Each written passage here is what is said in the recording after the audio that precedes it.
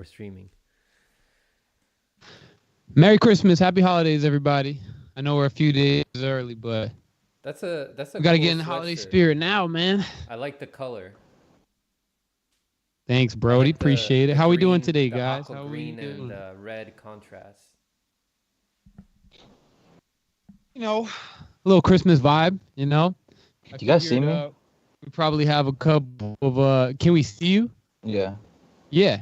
Yeah, Okay. of course, bro. I don't see myself on here. Oh, there I go. All right. Thought you were John Cena or something? Yeah, I thought I was on Cena for a second. No, sir. Hold on, guys. My computer's about to die. Where You is can't see me. Brooks kind of looks like The Rock with his haircut and his shirt. I've heard that a lot. The Rock, Dwayne The Rock Johnson. Derrick Rose, Tiger Woods. If you took away one O from your name, you would be Dwayne The Brock Johnson. How are you guys? I just saw you guys. I haven't seen you guys in like freaking 20 years. An hour. Freaking 20 minutes. I haven't seen you in a whole, maybe 1 hour. 1 hour. Just exchanged Christmas gifts not Welcome, too long ago. Christian Rice. Shout out to Christian Rice. Very. Yes, sir. Christian Rice. Our most loyal. Making the most regular loyal follower. appearance. Very loyal. My fan. mom What and up, sister homie? love the gift page. Whoa there. Can you guys hear me? I think I lagged out. I No, hear, you're I good. hear No. you very nice and clear. Yes, sir. Yes, sir. HMO Nice. live stream, man. Yeah, I Your was saying. recording has reached the maximum length. To replay your message, All right. press 1. So what happened? Delete and re-record your message, press 3. When I was trying to For call delivery you, Pedro, options, for press some 4. reason, it called your phone To number. send a fax, press 6. To cancel this message, press star. How do I make that to stop? send this message don't now, know. press pound or hang up. I don't know. It'll stop Is eventually. that you or me? It's Franco. It's your phone though. To replay your message, press 1. To delete and re-record your message, press 3. The fuck? For delivery options, press 4. Franco, I think To you might send a have fax, to press delete. 6. I think you might have To to hang up the cancel call. this message, press star. To send this message now, press pound Oh, or nah. hang up. Pound. What the hell is going on? I'm scared. To replay your Oh, that's message, so press funny. 1. To delete and re-record your message, press 3. For delivery options, press 4. To send Here, a let me fax, try hang up press the call, 6. What's guys. going on To right To now, cancel this chat? message, press star. To Oh, send this Frank calling message us. now, press pound or hang up. All right. How do I get this guy out here? Like, Bro, hang up and then call us back. Your message has been sent. Thank you Check. for calling. Goodbye. Bro, I have no idea. Bro, we gotta hang up and then call back. That's all. I think. I think it's that done. easy. It hung up. It hung up. Oh, okay. Pedro, when you check your All right, messages, we're good? So your we're voice good? messages, you're gonna hear us. That's crazy. Interesting. That's an interesting way to start off today's live stream, man. We just got a creepy voicemail from Skype, or I guess we left some shit for Skype. All Yeah, right. man. We'll go ahead and get started on today's live stream, man. So for those that follow us on Twitter, you've seen that Franco was making a couple rounds on the site, you know, by making this big unmasking list. Okay, so I'm gonna go ahead and let him tell it himself. So tell us about this list. Tell us who the people on the list are and why they made the list. So you guys, from the last live stream, we talked about forced to vote. And that was Jimmy Dore's plan of forcing Nancy Pelosi to put Medicare for All up for a vote in the House, in Congress, so that we can finally get people to actually vote for Medicare for All. Like, where people are suffering right now during this pandemic. I don't think I need to explain it to a lot of the audience members about what's going on. But giving people healthcare is an urgency right now. And before we get into that, I'm going to share my screen real quick, and I'm going to show everybody about a protest that's happening. Whoa, how'd you do that? Whoa. What the heck Did is I that? just do that? What? That was an accident. Yeah, that was an accident. I didn't mean to do that. All right, let me share something for you guys. Franco's talking as an activist. Keep fighting. Yeah, that's why we're that's why Franco was he was making the rounds.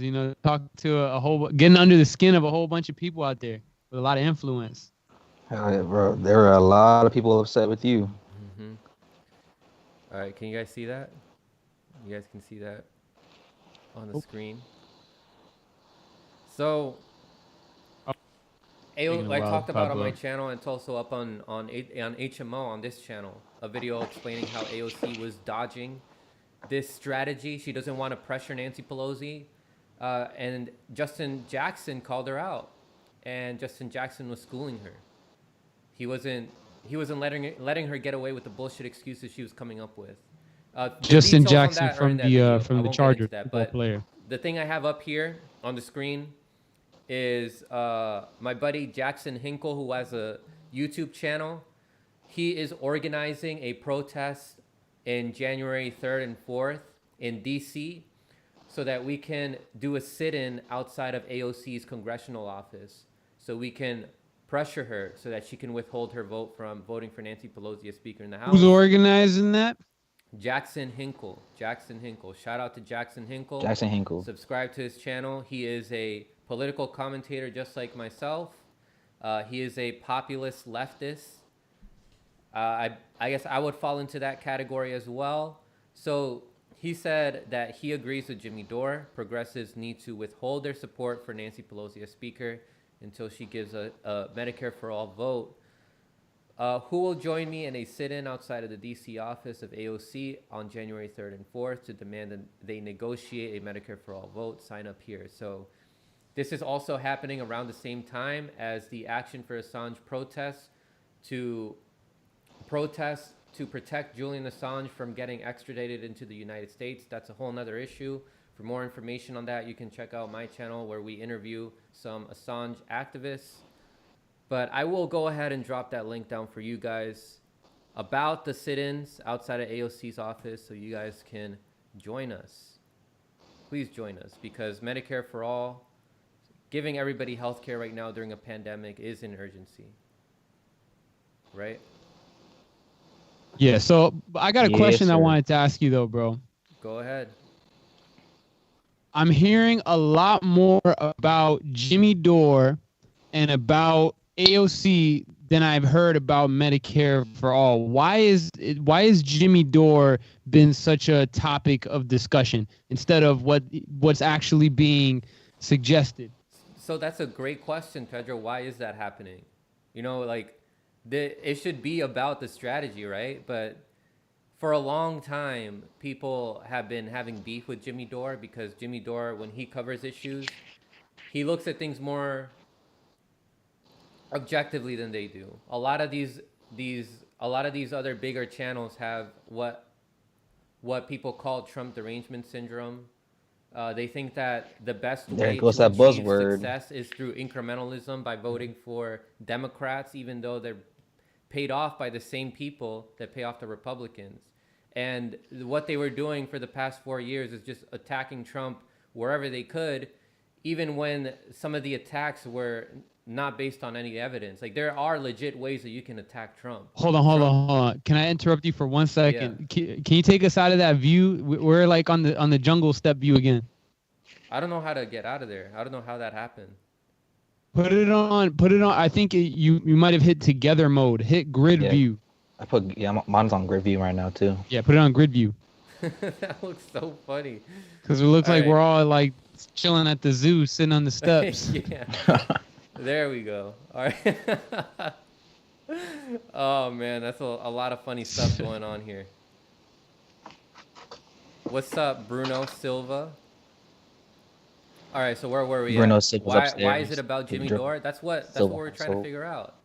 The thing is that people have a gripe with Jimmy Dore because he pushes for accelerationism by suggesting that we shouldn't be voting for Democrats unless they actually offer something for us to vote for, which the Democrats don't do often, except for people like Bernie Sanders and Tulsi Gabbard, to some extent Andrew Yang. But when those people lost, some people were proposing that we should like settle for the lesser of two evils and vote for Joe Biden. The same thing in 2016, they were suggesting we should vote for Hillary Clinton, even though that's not really going to make our problems in our country go away, because it's just going to be more of the same. So they've had a gripe with Jimmy Dore on like a lot of issues. They're like, oh, he's like too mean. He yells too much, even though Jimmy Dore became a yeller. He became a more aggressive commentator after seeing how successful Cenk from TYT was at doing it. Before that, Jimmy Dore was on like TYT, wasn't he? Like he was like calm and he relied on like his charm, like just being like yeah, you know, that's what's wrong over there. But then he became like the angry guy because he had all this built up. He had all this anger within him, and when he saw Cenk and TYT be successful in just yelling at the camera at things that make him mad about our government, Jimmy Dore was like, huh, that works. Let me try it. And then he became really good at it. But because he was saying things that piss off a lot of these commentators who want incrementalism, then they would just be like, oh, Jimmy Dore, he's like misleading his audience. Like, we need to vote for Hillary Clinton. We need to vote for Joe Biden. So that's the big gripe that people have with Jimmy.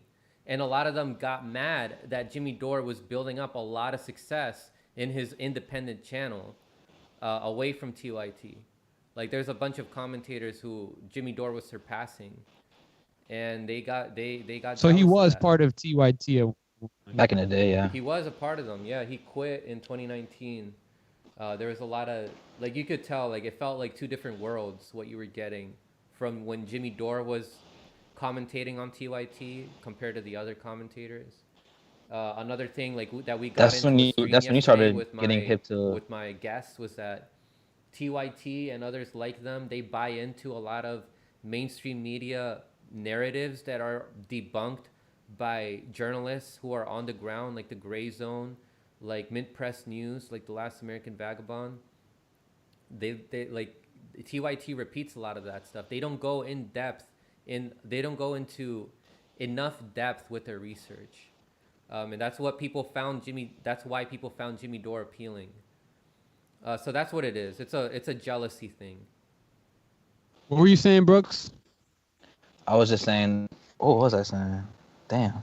I think I was asking about how Jimmy Dore, like, because I know Nico Housey mentioned just how much trauma Jimmy Dore had to go through just to leave TYT, and then how I don't know, it's just a weird beef to me because they were allies before, and now it seems like a lot of them are against Jimmy Dore. Plus, like, what's his name from the Majority Report? They just put out a video. Hates his guts. What's up, Tony? Yeah, they were just talking shit about Jimmy Dore earlier. Yeah. What up, Tony? What's going on, man? Like, you saw it? I didn't watch the video, but I saw the headline and I was like, okay. He makes Sam Cedar from Majority Report makes endless videos talking shit about Jimmy Dore.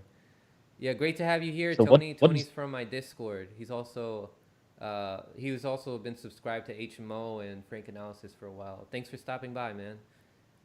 But yeah, so what's the beef between him and what's the beef between them two though? Just the strategy difference just pissed off Sam Cedar, and also seeing Jimmy succeed a lot.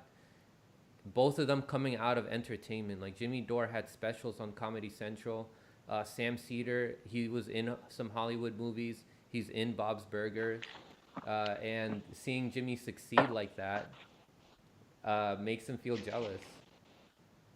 And also he gets mad at like the takes that Jimmy has on his show. Some of the comments that he makes, the strategy of accelerationism pisses him off. Sam Cedar, go ahead.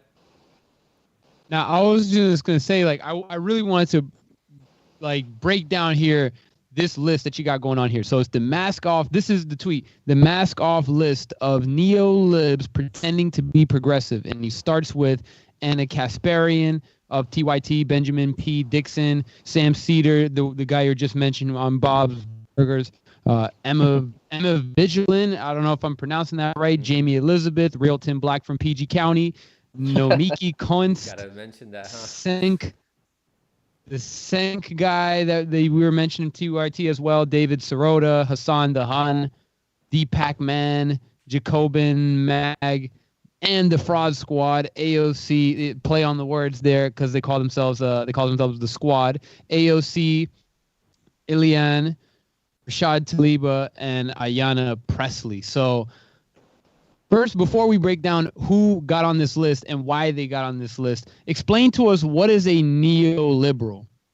So a neoliberal is somebody that relies on like the free market, and what that results in is corporations having a lot of power and a lot of control in our government because of that free market. Like it's called a free market, but people who have more money have more control over what stocks they buy in the market, and so they have an advantage over the people, over other people, and they can like buy off politicians.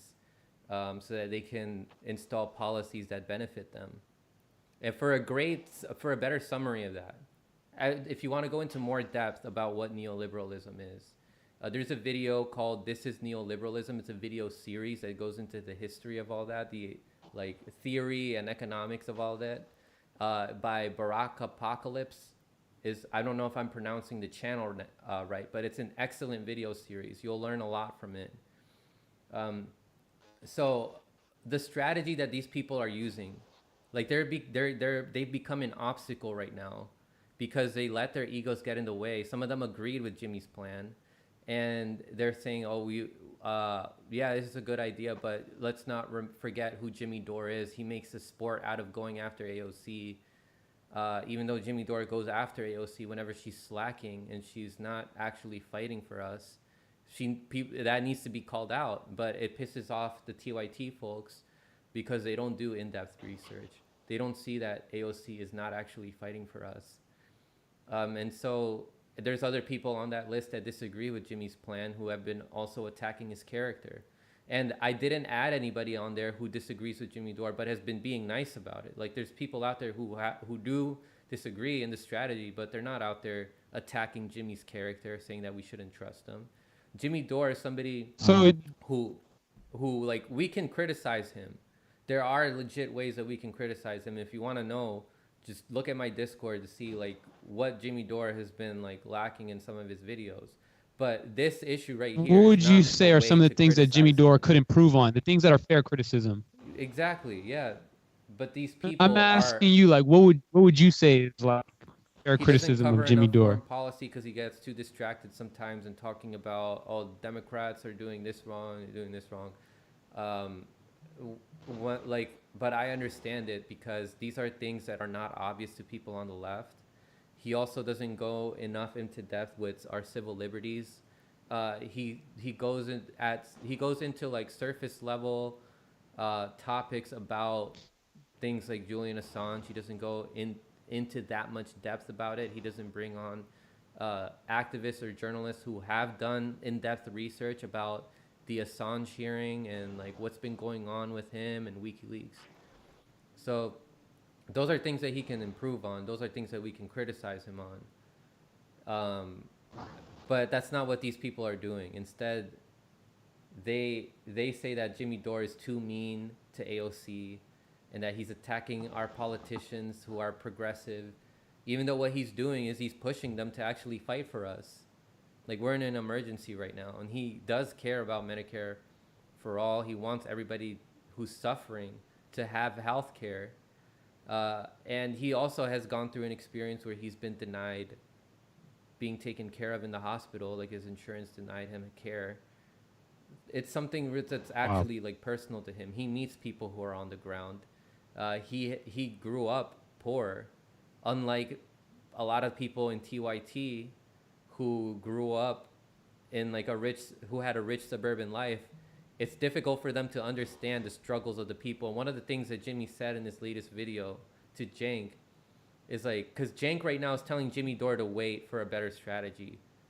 And then he's like, there's no time to wait, Jank. What if I took your health insurance away right now? Just like all these 50 million Americans who just lost their health care. Why don't I take your health care away and then say the same thing, like, oh, we have to wait? Would you be still saying that? What, still saying Medicare for all? That we have to wait? that we have to like wait, that we shouldn't be pressuring Nancy Pelosi right now, that it's not the right time. Oh, definitely The- not.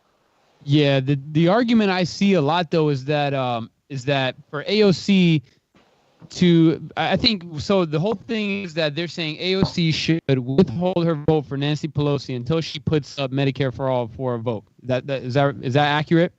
Yeah, the AOC needs to withhold her vote from voting for Nancy Pelosi. The same with all these other progressive, quote unquote, progressive politicians who ran on Medicare for all, to withhold their vote from voting for Nancy Pelosi as Speaker until she agrees to put Medicare for all up for a vote in the House. And has AOC withheld her vote?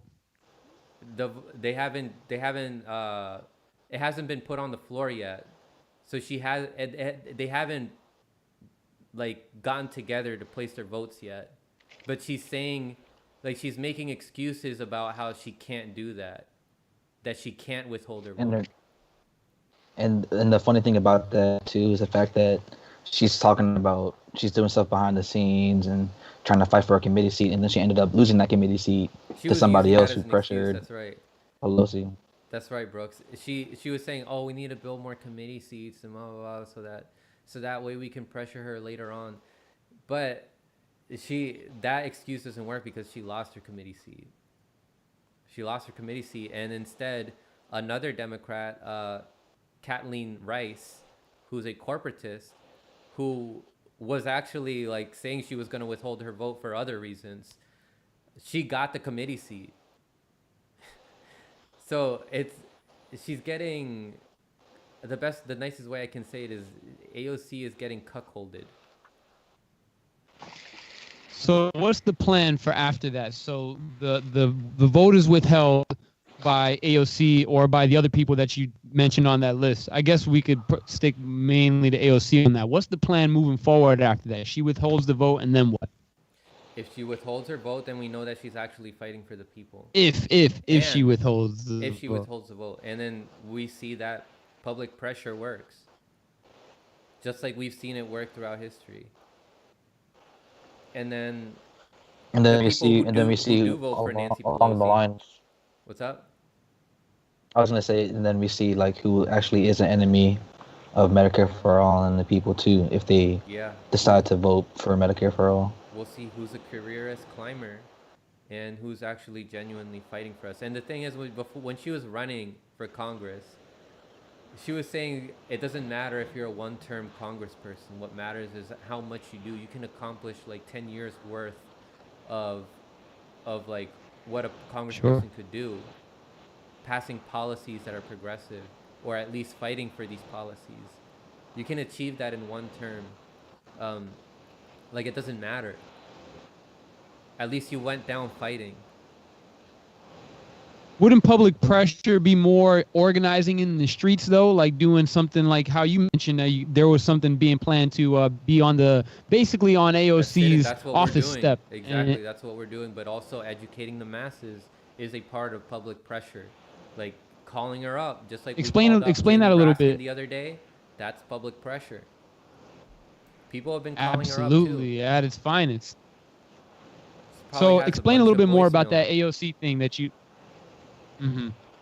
Explain a little bit more about that AOC. I guess I don't want to call it a protest, but going to pay AOC somewhat of a visit, I guess you could say. Explain us a little bit more about that. So, Jackson Hinkle, like I said earlier, who has his own YouTube channel, he's organizing this event, this sit-in event, so that we can sit outside of AOC's congressional office as a protest, so to get her to not vote for Nancy Pelosi again until she agrees to put Medicare for all up for a vote. It's pretty much all it is. For more information on that, you can sign up. You could hit up Jackson Hinkle on Twitter, and you can ask him to join his group chat so you can help him out more. I'm still learning more about this event as I go. I just heard about it this weekend, and I'm learning as I go about this. But it's a good way to get together with other people and fight for getting Medicare for all. Yeah, I wanted to just read one quick article that I seen here. I thought it was an interesting article here about the whole AOC Pelosi Jimmy Dore situation, and we want to get your guys' thoughts on this here. So they say Jimmy Dore's response to AOC failing to sign on to the specific ideas, telling the audience that AOC is a sellout, accusing her of standing between her constituents. I was about to mispronounce that again. Constituents and healthcare, screaming things into his camera like "You are a liar, fuck you, and fuck anyone who defends you." Does Jimmy Dore say all that? He does. Yeah, he curses in his show. He goes all out. Yeah. Like and people he said it find straight like that therapeutic. about the AOC situation? What? So the article continues to go on, continues. This is not productive in the least. In saying so isn't tone policing. I don't care that Dore is angry about the lack of progress of healthcare. I'm angry too, but I do worry about putting a wedge between the progressives and his audience and the strongest supporters of Medicare for all in Congress. How are we The putting risks a wedge? wildly that risks wildly disorienting us about the real forces blocking progress in the United How? States. So who wrote this article and where is this published? First, give me your thoughts on everything I just read to you before I tell I you want to know the source. who it is first. I want to get your thoughts though, just on what I read to you guys, or I can start with Brooks too, so we can kind of like I guess piggyback off anything that Brooks may think about that. Just your overall reaction to that, because that's basically I'm not saying I agree with it or not. I just seen it and I wanted to get your guys' thoughts on it. Like this is basically somebody going kind of against the whole Jimmy Dore, or basically saying what Jimmy Dore is doing is not productive. And Well, I wanted to what is know your guys' productive thoughts then? on Like that. being nice to AOC, it's not working. Like what you're like. How is that pressuring her? Like, please do this, and she's like, I can't. I'm sorry. That's what she's gonna say.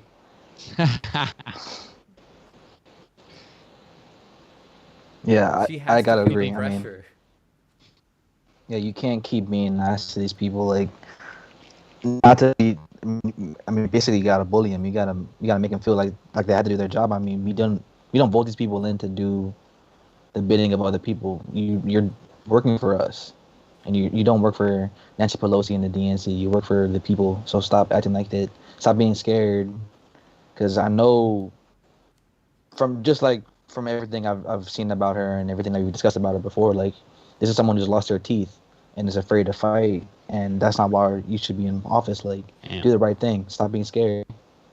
Yeah, I got to be honest, man. If you're a politician or any type of You gotta have thick position skin. of power, you shouldn't.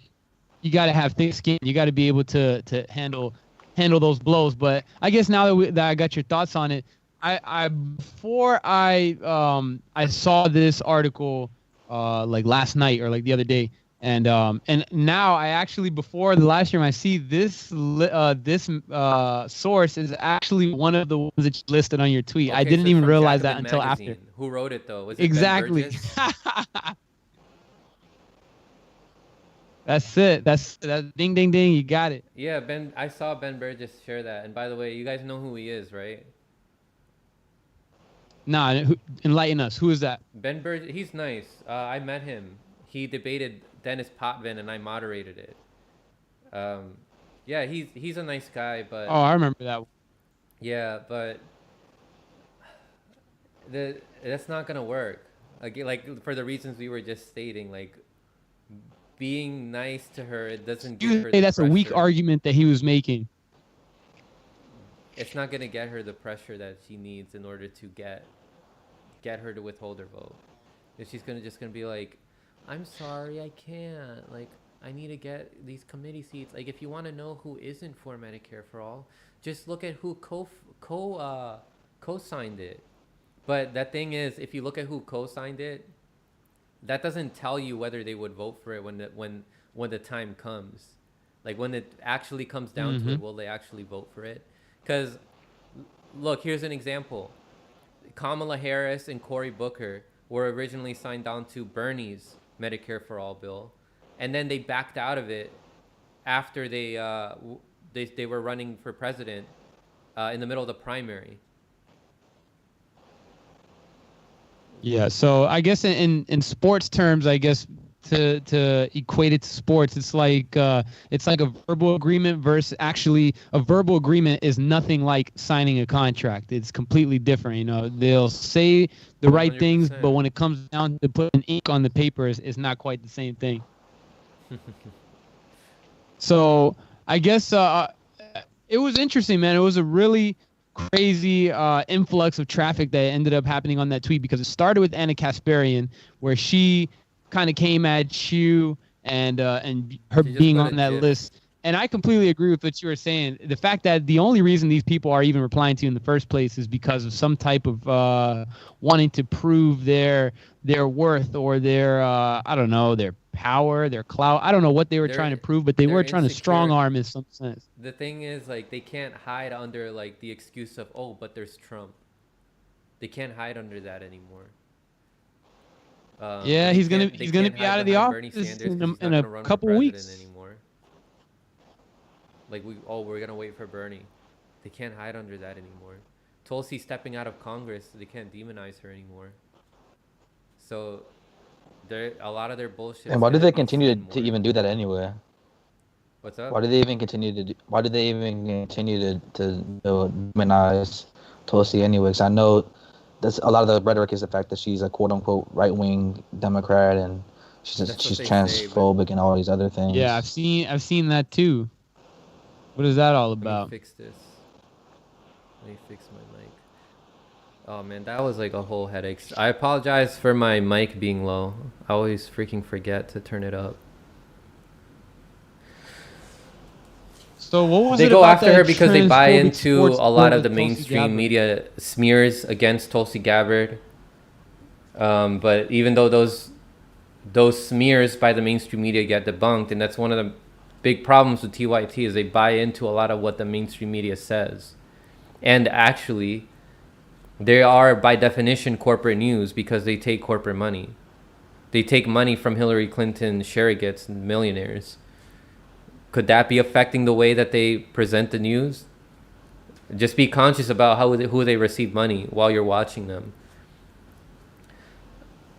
But I had a question though about the whole Tulsi thing, and this is something that I hear a lot about Tulsi, like when it comes to people criticizing her, is this whole transphobic sports bill that that was recent, yeah. she introduced to Congress. So tell us about that and tell us what your thoughts on that were, because I know that you follow Tulsi Gabbard, you're a supporter of her, so I want to get your thoughts on that. I'm not looking to so you support no longer anyone anymore. She's not running for anything right now. So Gotcha. just the bill was so you're no longer on the Aloha wave. So the bill was to like protect women from trans women, like women who are transitioning from being men to women from sports, because her argument is that there's like a disadvantage that women have. I admittedly didn't look too deep into that bill, but from the way I see it is I don't agree with the government controlling what people do with their bodies. I think it should be up to the sports committees. It should be up to them to look at the science and see like, okay, at a certain phase into the transition, like there's no disadvantage. Like I'm personally like stepping out of that. Like I'm not gonna defend her on that. It looks bad because it's not a transphobic bill. Like she's not doing it because she's like afraid of transphobes or transgender people. It's not because she hates them. It's like I get where she's coming from, and she's talked about it on Joe Rogan's show before. But people already didn't like Tulsi. So another criticism that I would give her is that why are you focusing on this when you're about to step out of Congress, when there's like a bunch of people suffering right now during this pandemic? Like, why don't you focus on something like that? Why aren't you pushing the bills that you introduced that are going to protect whistleblowers like Julian Assange? But at least she voted no on the recent stimulus bill, which was horrendous. Oh, did she? She voted no. She was Yeah, the only one. her and She's Rashida one of the Tlaib only voted people no. that did too, right? Yeah. And there was also about her wanting Medicare for all with a private option. What was that all about? Yeah, so she had her own version of single payer. It's still Medicare for all. People were misinterpreting it because one day she had the poor choice of words to say Medicare choice. It's single, it's single payer still, and she changed. She gave the official name of it single payer plus. Like there's a whole bunch of different versions of single payer. Bernie's version is different from Jayapal's version. And that's different from Tulsi's version. There are some issues that are in Bernie's bill because it was crafted by some corporate Democrats, like what's her name? The lady who there's this like blonde lady who ran for president whose name I can't remember right now. Oh, Kirsten Gillibrand. And I think Amy Klobuchar also helped craft that. So there's like a part of Bernie's bill that allows certain hospitals or doctors to like opt out of the single payer program that's there for people for them. Whereas with Tulsi's bill, it's like everybody is already there with single payer.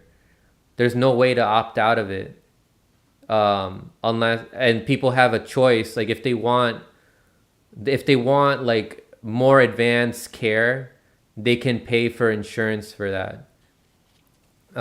So that's why it's like a private option. Like if you want better care or like stuff that that single payer doesn't cover, you can get private insurance for that. And Bernie's thing does that too. Like for example, he would always say like, oh, like when you need plastic surgery, that's not what will be covered under my plan. And he was like, because it's not like an emergency. And for more info on that, there's somebody who has worked in healthcare who does dive into like the documents of these bills, these healthcare bills. And I know Bruno might roll his eyes, but Nico House, he really understands healthcare policy. He has experience in it. He's worked in healthcare. But people were just calling him like a Tulsi fan, like a Tulsal, just because he was like defending this. Because people were misinterpreting Tulsi's bill, even though, you know, people didn't even understand Bernie's bill. So a Tulsel is basically like what? Like somebody who's a right or wrong, ride or die Tulsi supporter? The guy who came up with the term is this YouTuber called the Progressive Voice, who just talks shit on YouTube. It just all his videos are about the latest gossip among progressive, quote unquote progressive commentators.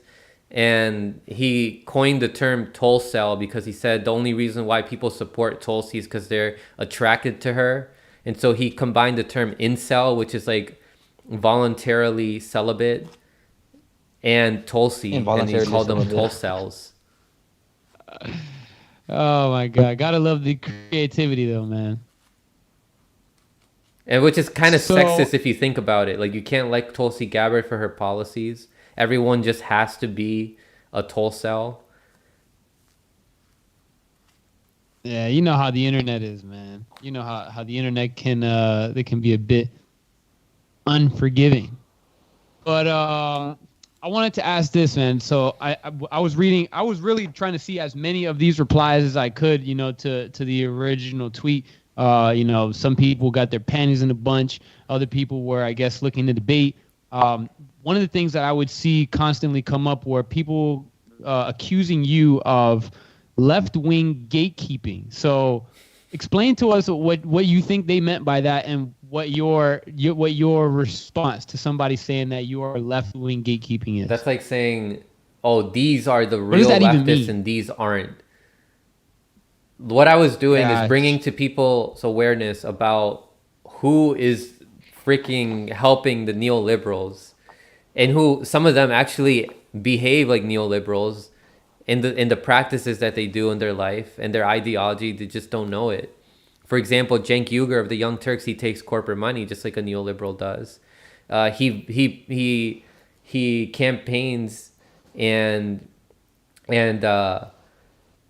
he like sends out emails pressuring people to vote for Joe Biden and to donate to Joe Biden. He pressures poor people to donate to him.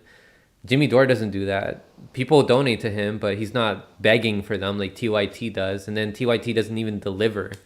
Like they say that they're gonna get all these on the ground journalists if they donate to them, and then people donate to them, and then they don't get any on the ground journalists. Instead, they fire them. And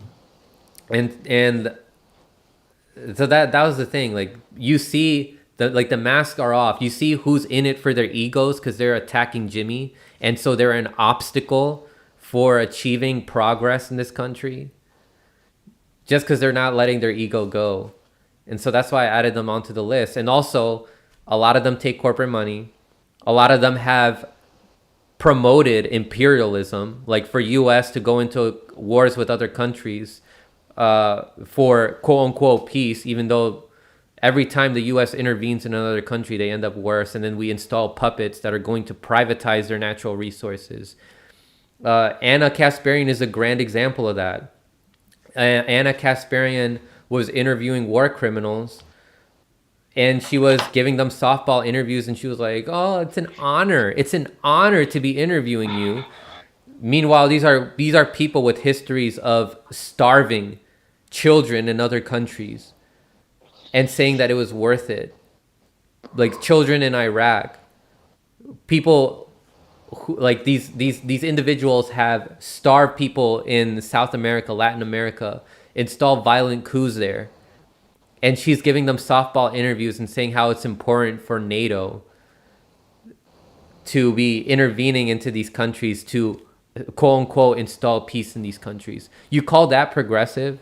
That to me is a neoliberal, a neoconservative, actually, a neoconservative who wants to get into all these countries. So neoliberal is like the opposite of a progressive? You can't be a progressive if you're a neoliberal. Because to be a progressive, you want to get rid of neoliberalism. Gotcha. And so who would you say is a true progressive then? I want to stay away from that term progressive. It's way too... I go for like, who is the most objective sources that you can go to? The most objective sources that you can go to are the ones that aren't compromised by corporate money. The ones that are funded by the public. So sources like the Gray Zone, sources like the Last American Vagabond, sources like Mint Press News, they don't take corporate money. And also some of those journalists like Max Blumenthal and Ben Norton of the Gray Zone, they were exposing Anna Kasparian for doing the things that I just told you she does. And then she went ahead and blocked them. She can't say anything against it because she knows it's true. So she blocks them. She doesn't want her shit to be getting out there like that. She doesn't want people to know who she really is.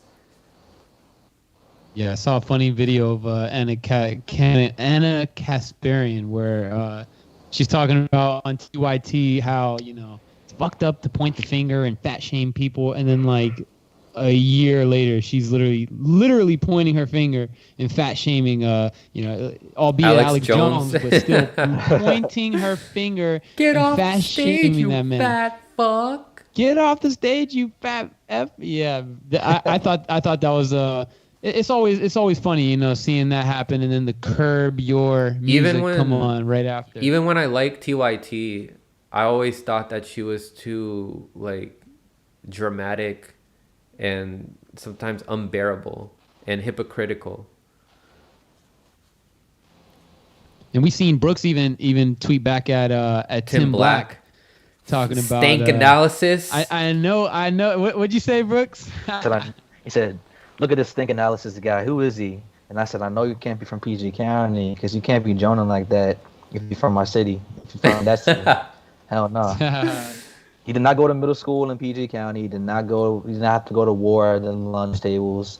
have to fight for his life, joining and all of that. Nah, that wasn't him. And that's how you know he wasn't Brooks, in that. before you came to No Pedro's house roast earlier sessions. today, we were talking about. I said that in PG County they have like they are the best at roasting people, and then Pedro's like, nah, they're not. No, they're not. It's like Moco I or would Baltimore. say DC is better. But DC's not in I Maryland. never said though. Baltimore. I never said Baltimore. Bruno said Baltimore. I said DC. DC, yeah, but I mean, Baltimore's? I'm not including DC because it's not Maryland. But yeah, they are pretty good. They're funny. Yeah. I mean, DC or he had the Roast King champion on HMO with Pat. APAP. With Oh, and APAP. he's from PG, isn't he? He's from DC, but Oh, yeah. All right. There you go. That makes sense. You know what? It's Yeah, more word. accurate to say like the counties that are right by DC, like the closer you are to DC, the better you are at roasting. So like Southern Montgomery County is way better at roasting people than Northern Montgomery County. Like people from Gaithersburg, people from Clarksburg, they don't know how to roast people. They have like 100%. corny ass jokes, childish. Everything from like the Silver Spring to Four Corners, Northwood, Blair type area, everything from there moving on towards like College Park, Langley Park, DC, those are the kings of getting roasted. So you don't want to get in the mix. If you went to middle school, elementary school, daycare, you got your ass roasted. I went to Northwood for a hot second, and that was just like roast city every single day. Einstein was like the wannabe. We were already like a little bit more north. Yeah, but it was the definitely war zone for real. Have you ever like Jonan out there? I found like I've met a lot of people from like Gaithersburg, which is northern Montgomery County. It's further away from DC. People from there. it's like North Bethesda, Rockville. all Yeah, that. like through soccer and also when I was in college, a lot of people were from there. They're more sensitive. They're more sensitive. They don't have as thick of skin as people like us who grew up close to DC, like in Silver Spring. Have you guys noticed that before? Have you encountered people who are from like the northern part of like there's still better, I would say, than people that are like not that are like, I don't know, in like Frederick, Maryland or something. I don't know. But they're not as good as people it's not close a part to of DC. them. It's not a thing for them at all, bro. And if you're like me, you went to private school and you're just not used to that shit. It's like a huge thing to go through in high school. Like It's like a culture shock, right? It's a big culture shock, bro. I was not used to that shit. I had to like learn how to fight for myself eventually.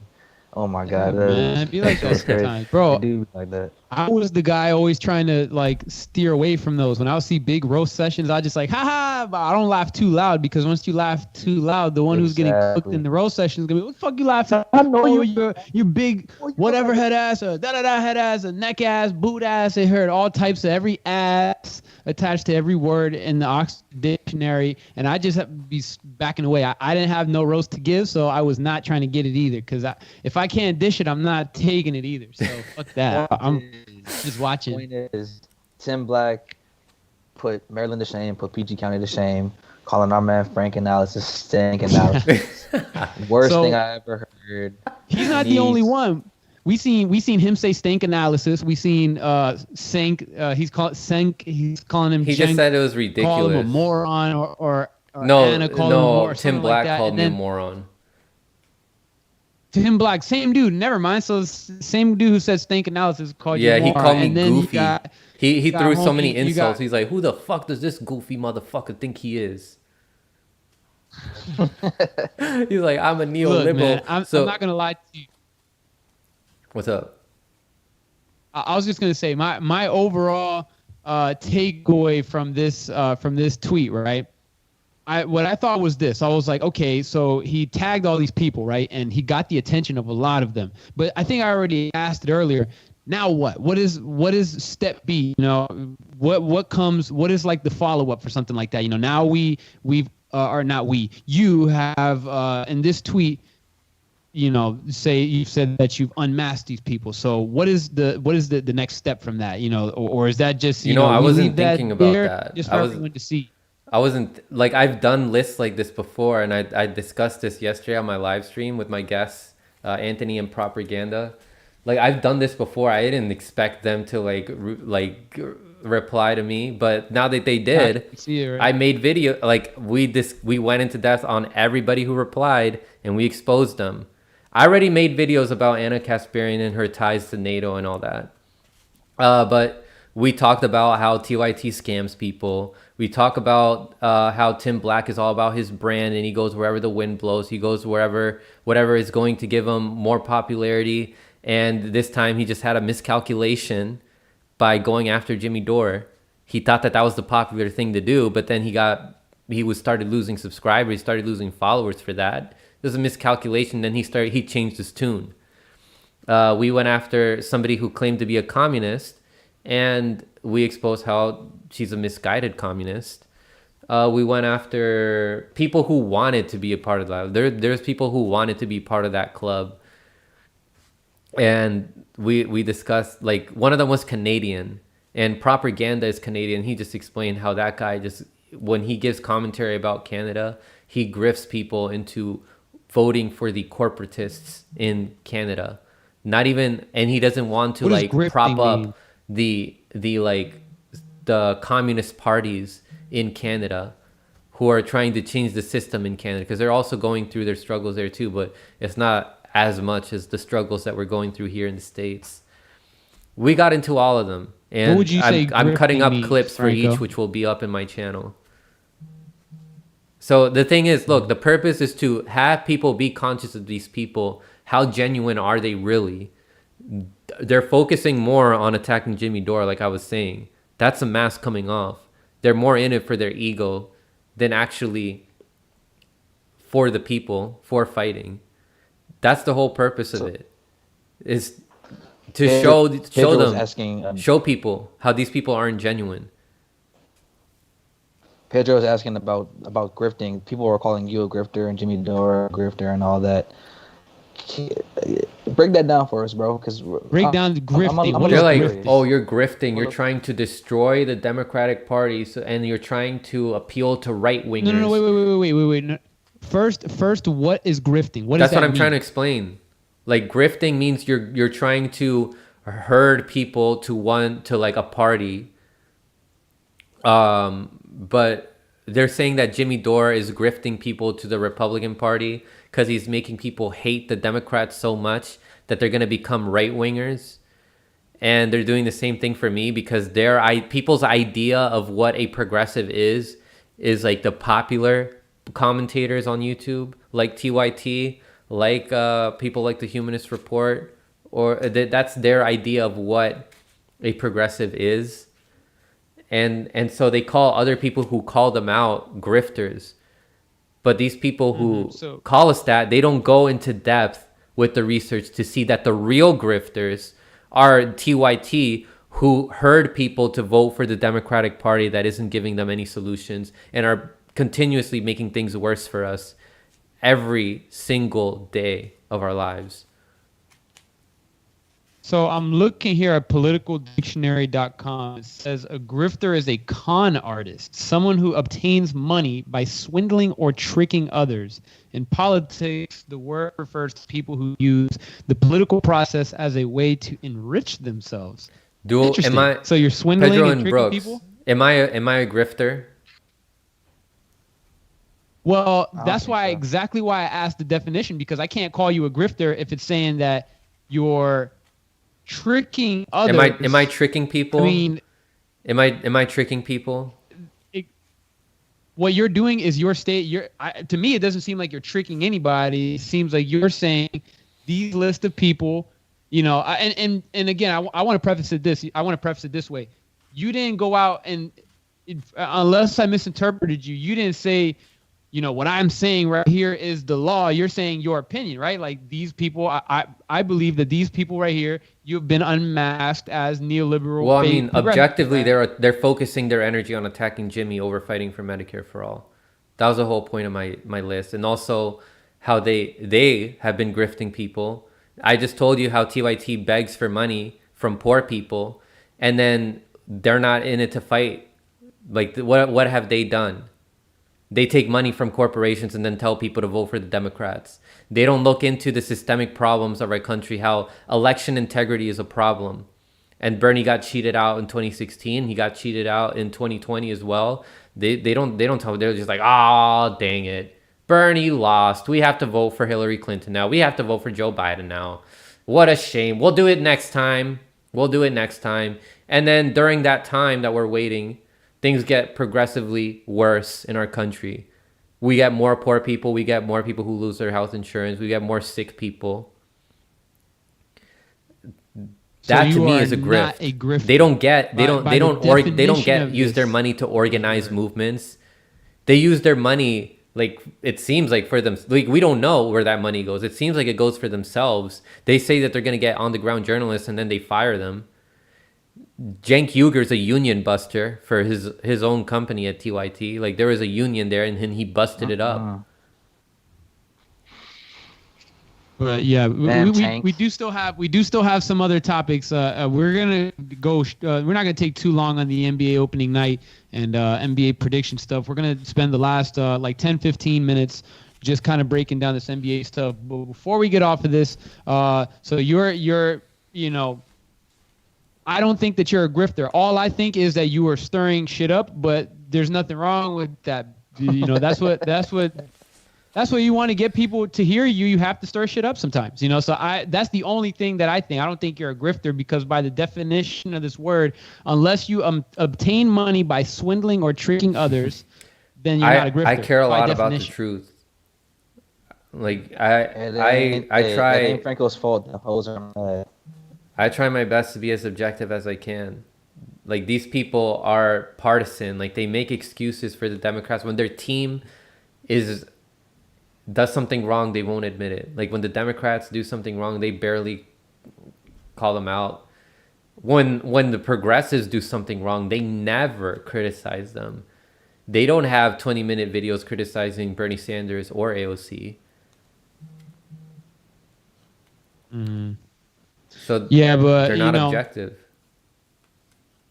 The movement has been strong. This the vote for Pelosi, the Medicare for all. Vote for Pelosi. Vote against Pelosi. Do not vote not for vote Pelosi. For Pelosi. Don't vote for Pelosi. Yeah, Force to vote. Force to vote for fuck. Medicare for all in the House. Yeah, man. So definitely go check that out. We have some videos on here, but most of the politics stuff that you're going to catch from Hear Me Out Entertainment is going to be Frank Analysis. Go subscribe to Frank Analysis. He got the in-depth breakdowns. He said he's dropping a video really going more in depth on this. If we didn't already, we're gonna go. He's gonna go even more in depth on his video that he's dropping on the channel. Check that out. We'll put the link in the description for the channel. And we're going to move on to our last topic. Really, it's kind of just going to be tied in one here. It's going to be NBA opening night, man. Finally, but not really because the NBA season just ended, like, right before Halloween. So tonight we're going to start with the Brooklyn Nets or are they playing in Golden State? Are they playing in Brooklyn? I'm not sure. It doesn't necessarily matter because there's no fans. I think they're playing. It doesn't matter where they're playing. We got Steph Curry going to visit, or one of the other, Steph Curry versus Kevin Durant. And then we got, right after that, we got Kawhi watching LeBron and AD raise up the banner at the Staples Center. What are your predictions for tonight's game? And what are your predictions for the beginning of the season overall? Man, I'm definitely excited for this season. It's been like less than 2 months, a little over 2 months since we last saw basketball being played. It's a great time, man. As bad as this pandemic has been, at least we've been able to have like sports back to back to back. I know for me over the summer, this is like a long-winded answer. I'm sorry. Over like the summer, like having to deal with so much sports to watch, and then from like not even being able to have anything was pretty cool.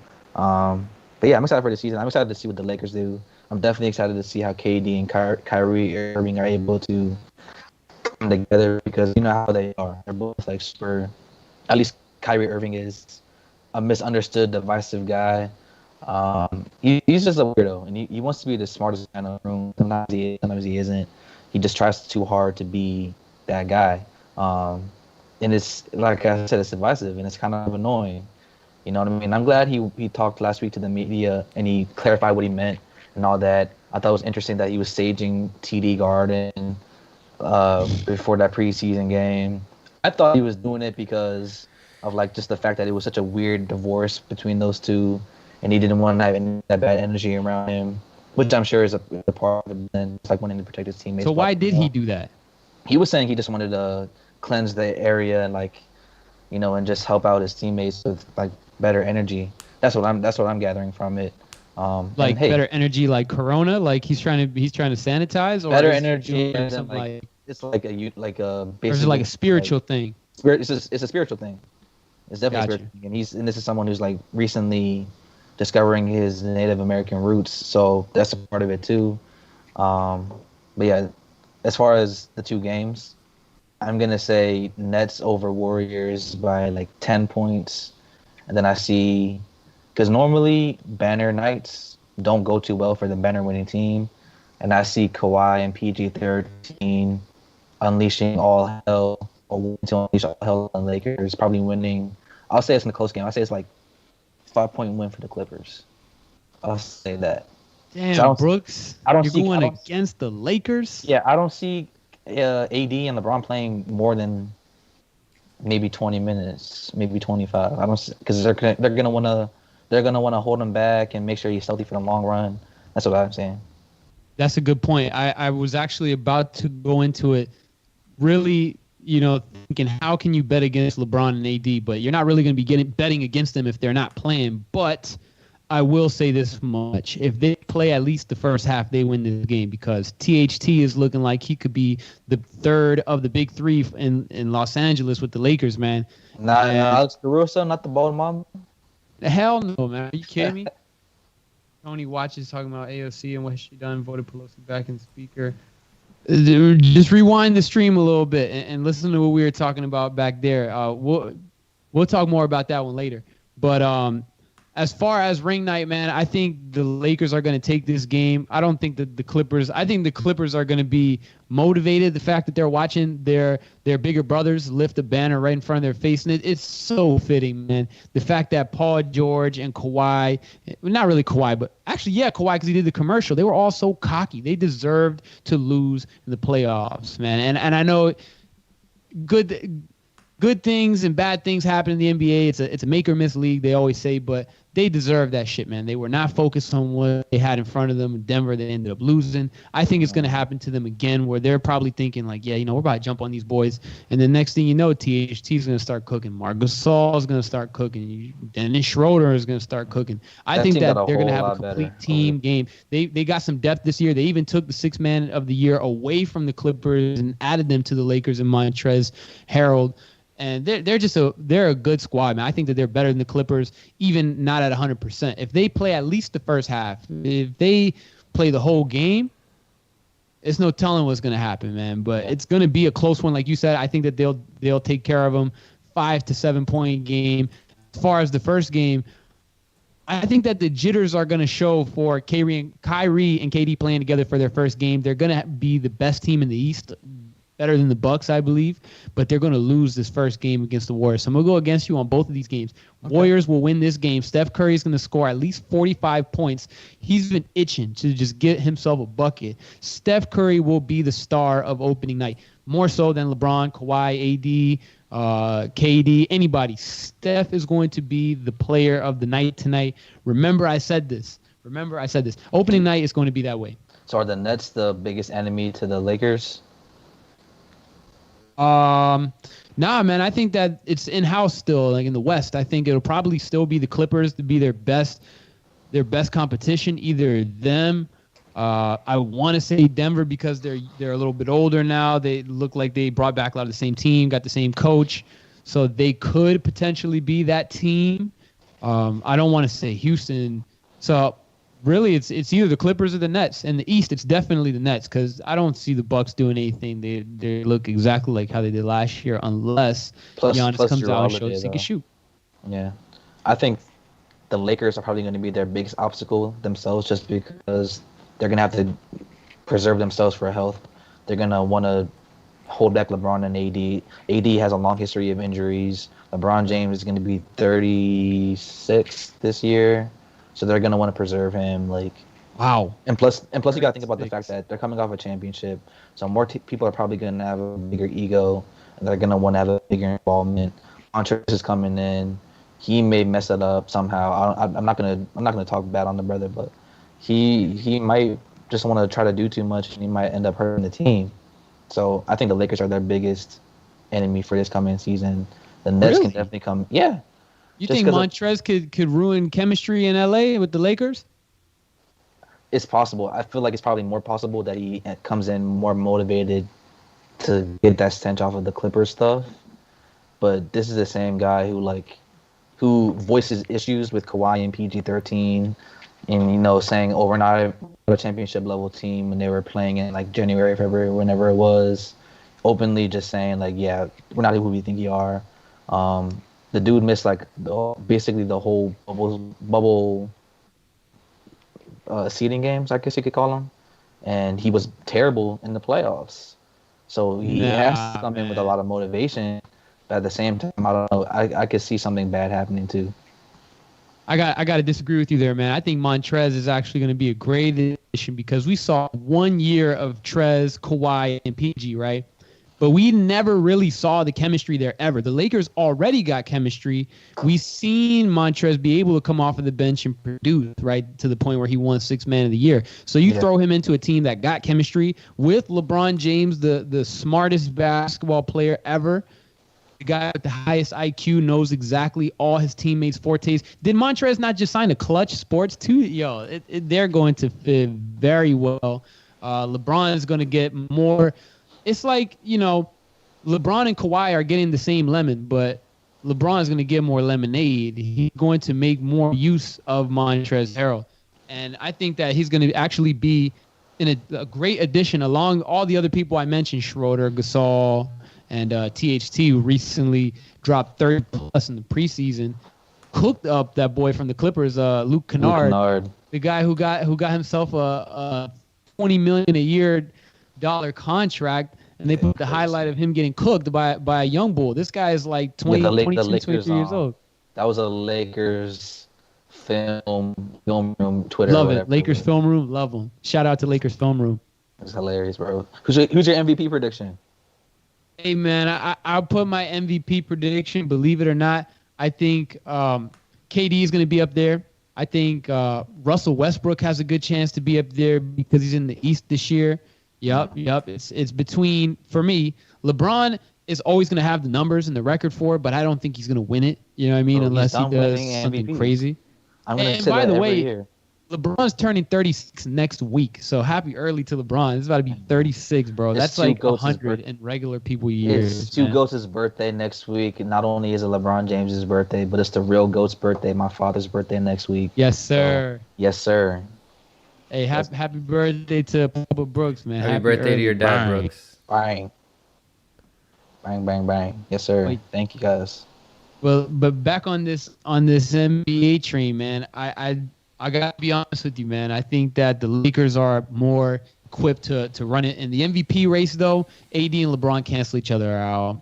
KD and Kyrie, I would say cancel each other out, but I think KD is gonna have much more touches than Kyrie. Maybe to the irritation of Kyrie a little bit, but who knows? That might cancel itself out too. Even I could even say the same with Bradley Beal, but Russell Westbrook, he don't care, bro. He's gonna handle the ball. He's going to be a leader on that team, and I think Bradley Beal at the point is kind of already accepting that. It's between Russell Westbrook, KD, maybe Giannis goes for a third one in a row. But outside of that, my heart says Steph Curry. He's going to play the best, but he's not going to have the record for it because Klay's gone. You got a rookie center. Wiseman, I don't know how much they're going to play him. Wiggins is probably they're already throwing him into the fire tonight. He's starting against the Nets. That's a setup, dude. You can't You can't put your rookie to start out night number 1. He hasn't proved himself yet. Bro, he didn't even play any preseason games. The guy who favors, the guy who covers the Nets was like, oh yeah, the Warriors are gonna throw out James Wiseman. You know, he only impressed in training camp, but he didn't play in the preseason. Blah blah blah. Just saying like, yeah, they're just gonna throw him out the fire. They're just gonna say fuck it, throw him out there and let him get cooked. This is crazy. Tripping. I'm excited to see him play though, because he hasn't played since like around this time last year when he got suspended for illegal benefits. Unfortunately, man, they did them, man, dirty as hell, bro. That's what the NCAA does, bro. He could have been number 1 in the draft, but you know he still went number 2. Yeah. So it's solid, man. I guess you could say, but the real rookie who I'm on the lookout for, man, is that young Ball brother, the baby Ball brother. That's who I'm looking out for. I think he's going to be competing for rookie assist lead of the year, average assist per game. I think he's going to be fighting for that. He's probably going to be in the lead for 3-pointers made, or maybe not percentage-wise, but 3 points made. LaMelo's going to be up there. His jumper is looking cleaner than his brother's. He looked like he just got that it factor about him, doesn't he, Brooks? Like where he just he'll put a pass on the needle, and he had like that little like no-look scoop pass in the preseason the other day. That was beautiful. It's preseason though, but he looks like he got that it factor. He's been playing against grown men for some time. The dude plays with so much swag, and I enjoy watching him play. I remember when he dropped 92 as a high schooler off of like cherry picking. That was so annoying to me. I hated that. I didn't even bother watching the highlights because I just saw him just going for buckets. He didn't play any defense or anything. It was just annoying. But for him to go from that to playing in the GABA with his dad or his dad's league. Then he went to Australia for a year. Now he's playing for the Hornets. I mean, it's an incredible journey. And I'm like everybody else, man. I'm so crazy to me to see him play in the league now, but I want him to do well. I think he probably will win the Rookie of the Year because, I mean, who else is really going to be contending for that spot? I mean, James Wiseman, probably not. The number 1 overall pick. Number 1, Anthony, can't remember his last name right now. That guy. Yeah, from the Timberwolves. I don't even know if he's actually gonna start for that team or not. And I just don't see. Hopefully he doesn't become a bust, dude. No, I doubt it because I don't think he's built to be a bust or anything. Like I don't think he's a bum like that. But I think LaMelo Ball definitely has the biggest chance of winning Rookie of the Year, and people are already like salivating. Anthony Edwards. There we go. Yeah, LaMelo Ball is definitely gonna win Rookie of the Year. I see it. As far as my MVP predictions go, I'm going to say Luka Doncic becomes like Derrick Rose and becomes one of the youngest MVPs ever at 21 years old. Yeah, Luka. How could I leave out Luka? Yeah, Luka is definitely going to be up there. Luka's going to be top 5, 100% top 5. Yeah, he was already putting up MVP numbers in his second year. He's only 20 years old. Crazy. And he's hitting game winners in the playoffs against the favorites in the championship. He almost took the Clippers out in the first round by himself. No Porzingis. Crazy, bro. So Luka definitely has a good opportunity to do something there, man. The NBA is coming on tonight. I got Lakers and I got Warriors. I got both of them winning. I got Steph and LeBron winning tonight. And Brooks got Kawhi and KD and Kyrie. They're going to be winning tonight for Brooks. We will check back with you guys, see if those are accurate or not. That's basically it for today's live stream. We'll go ahead and bring back in Franco just to have a final word and say goodbye to everybody today. This is going to be our last live stream before Christmas. So Merry Christmas to you guys, to Brooks, to Franco, and to, we only got 2 people now in the audience, but to everybody that pulled up to today's live stream, happy holidays, Merry Christmas. And I want to give a big shout out, as always, to the HMO First Ladies. I got to give a super shout out to Brendoza for gift wrapping all the gifts this year. She is so good at gift wrapping, bro. Like it's a skill, man. I swear, because when I do it, it looks like a child just threw their shit together and just and taped it. It's bad, man. When she does it, I can't do it either, bro. I can't do it either, bro. Don't blame yourself. She's like Santa's little fucking helper, man. Like the little elves in the workshop, that's her, man. Her gift wrapping skills are on point. And shout out to Franco's hat. You were wearing that on the live stream yesterday, weren't you? In the beginning, and I took it off. In the Frank analysis. People were gonna. I was gonna give up my position as a Russian asset. That's what they call. That's one thing that they call people, like who call out TYT, and those people are like, "Oh, you're just a Russian asset. You work for Putin." Yeah, man. So we'll. Instead of Russian asset, it looks funny as shit though. But once again, happy holidays, Merry Christmas to you guys. If you guys like the video, leave a thumbs up, subscribe to Hear Me Out Podcast, subscribe to Frank Analysis for more in-depth political commentary. Go check out the Twitter, man. Go see what the buzz is all about. Go hop in the conversation. Join us as well. You know, we have open slots for debates, conversations. We do live panels. We do pre-recordings. We can, do any type of discussions for anybody. So it's open. There's Discords. Join the conversation. Let's go ahead and talk some more. And we'll catch you guys in the next live stream from Hear Me Out Podcast. Happy holidays. See you all soon. Bye. Bye.